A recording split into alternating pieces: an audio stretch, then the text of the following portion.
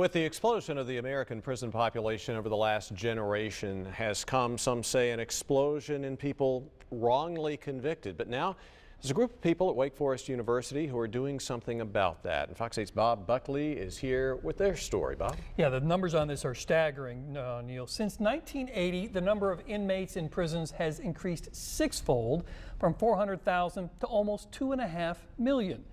One study of DNA exonerations estimates that means that there are between 60,000 and 120,000 people in prison for crimes they did not commit.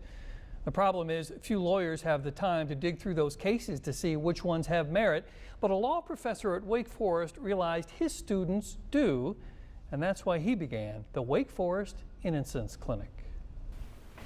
So the first thing on a letter is, do they say they're innocent? Mark Rabil is in the business of finding hope within the ruins. So it's kind of cool because they actually get attention, and the students haven't heard a lot of this stuff. He mines it from within the letters he gets almost daily from the collateral damage of the judicial process.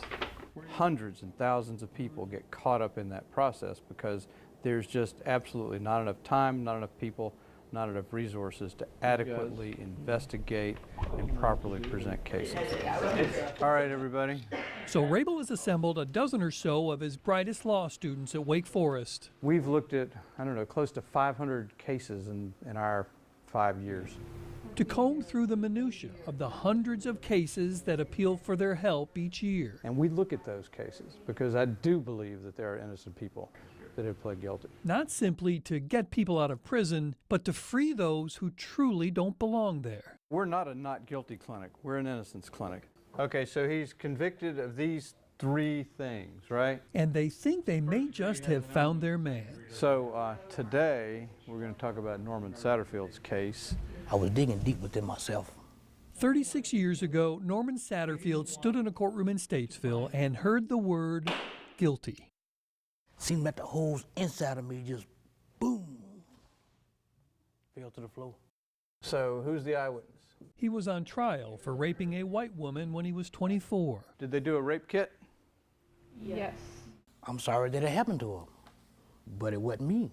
It is a process. Rabil and his students not only agree, Okay, this is a very important point here. but think they have a case. She's saying, from which I picked both Bruce and Norman as possible suspects. Bruce and Norman as possible suspects. And then she goes on to say Bruce's picture was not included in this small batch. It may all seem like a long shot, but Mark Rabil has made these kind of cases before. We'll keep on fighting. In the 1990s, he helped exonerate Darryl Hunt of his conviction for rape and murder. This is a document that we just got this year. I said, man, that could be me. That could be me. Light-skinned black male. Because there appear to be similar problems with Satterfield's conviction. Let's make sure we're all on the same page here.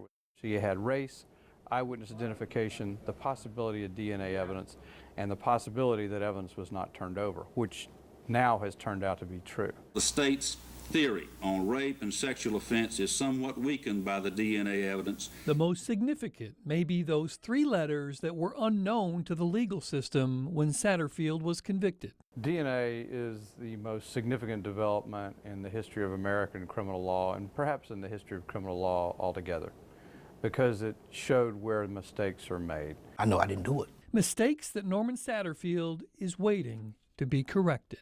You got to believe within your heart and say, well, I'm going to keep praying and asking God Almighty in my prayers every night to open these doors and gates and let me walk out a free man. You heard Mark Rabil talk about evidence that wasn't turned over to Norman Satterfield's defense team in his initial trial.